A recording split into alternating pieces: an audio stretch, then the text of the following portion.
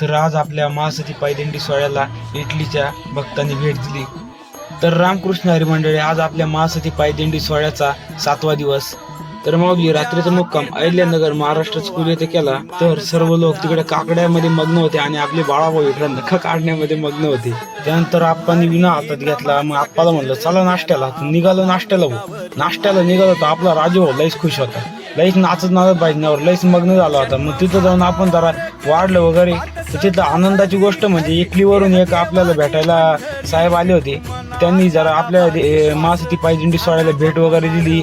आपल्या माऊलीने त्यांना पताका वगैरे हातात दिली, विना वगैरे हातात घेतला आणि तिथून निघालो पंढरपूरच्या वाटेला. पुढे येऊन आपल्याला आर्मीची गाडी दिसली. मग त्यांना हात वगैरे केला आणि जरा पुढं आलो तर आपल्याला आर्मीचे लईच टँक दिसले. जरा त्यांचे फोटो वगैरे काढले. मग म्हणलं चला पुढं. तर पुढे येऊन बघतो एक कडाला आर्मीचा टँकच उभा होता भाऊ. आर्मीचा टँक उभा. मग आपल्याला काय राहावं नाही, आपण डायरेक्ट त्याच्या वरच जाऊन बसलो भाऊ. मग थोडं पुढं आलो तर आपल्याला जरा आर्मीवाले दिसले.